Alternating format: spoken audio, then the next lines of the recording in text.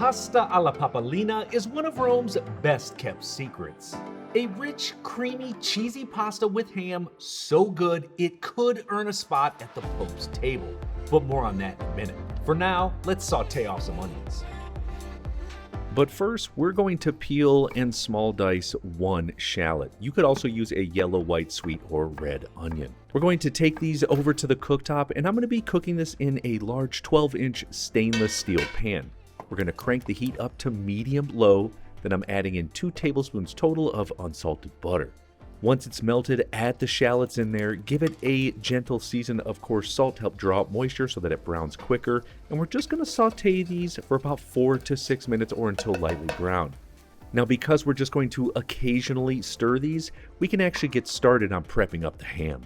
Now for this recipe, any ham will work, and it's even more of a bonus if you just have any leftover ham from the holiday. But if you're out of that holiday season, prosciutto is excellent in this recipe.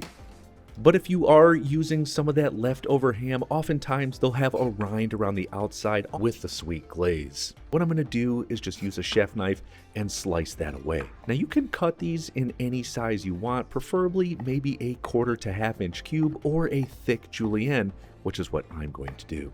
Let's take the ham back over to the cooktop, have a look at our shallots. They look fantastic, nice and lightly brown, just how I want it. Let's add in the ham, and we're going to further saute for another 3 to 4 minutes, or until just the outside edges of the ham start to turn light brown.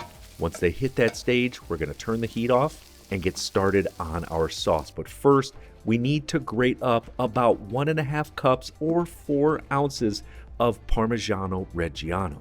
Next up, in a large bowl, we're going to add in 1 large egg. Then we need to separate 5 egg yolks from the egg whites. I do this just by bobbling that yolk in between 2 shells. We'll place it right in the bowl with the yolks, and for the whites, you have a good amount left over. Maybe pop it in the fridge for a nice egg white omelet, or if you have some leftover ham, boom, you got an egg omelet. You're welcome. Now back over to the sauce. Let's add in our finely grated Parmigiano Reggiano, a good amount of freshly cracked black pepper, then using a whisk or a fork, mix everything together until it is completely combined, and yes, it's going to be very thick. We're going to set that back by the cooktop. And now we need to talk about pasta. Now classically, fettuccine would be used here, and you can use fresh or dry. In addition to fettuccine, you could use a tagliatelle or even a pappardelle.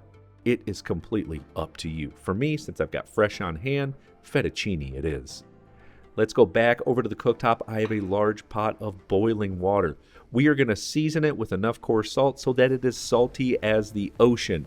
What this will do will help season up our pasta. Then let's add in our pasta, and because this is fresh, this is only going to take a total of 2 to 3 minutes. But it doesn't matter if you're using fresh or dry, because halfway through the pasta cooking process, we're going to take about a 1/2 cup of that hot pasta water and temper up our egg, cheese, and pepper mixture. Just add it in and using a fork or whisk, mix it until combined.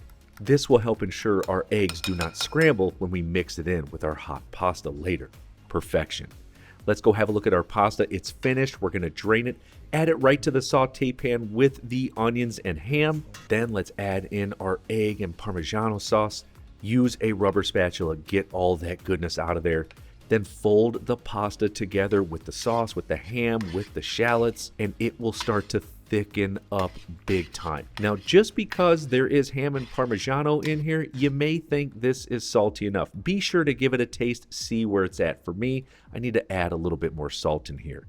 Perfect. And at this point, you may be asking, what does this dish have to do with the Pope? Well, this dish was inspired by Pope Pius XII, then Cardinal Pacelli in the 1930s. Legend has it, he asked a restaurant in Rome for a new dish rooted in Roman tradition.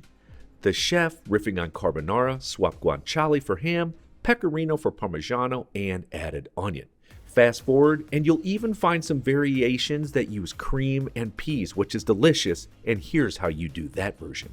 You'd still saute the same amount of shallots and ham, but for the sauce, only 2 egg yolks, and here's the difference, a 1/2 cup of heavy whipping cream. The same 1.5 cups of Parmigiano Reggiano, pepper, mix it together until it's combined, and you still will temper it with a 1/2 cup of hot pasta water.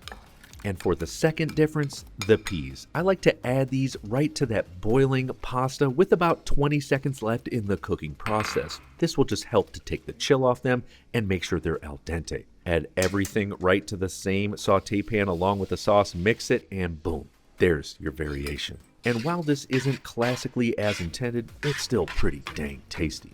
But now to plate up the original version, I like to do a pasta nest using some large tweezers and a ladle. Of course, I like to add in extra ham. And how about an optional garnish of more freshly grated Parmigiano Reggiano? Chef's kiss, my friends. It's quick, it's easy, it uses few ingredients, and if you happen to have leftover ham, you gotta make it. And if you love pastas, check out my 3 classic Italian pastas recipe video. I've got cacio e pepe, alla gricia, and aglio e olio. You will love it. I'll see you on there. It's so creamy.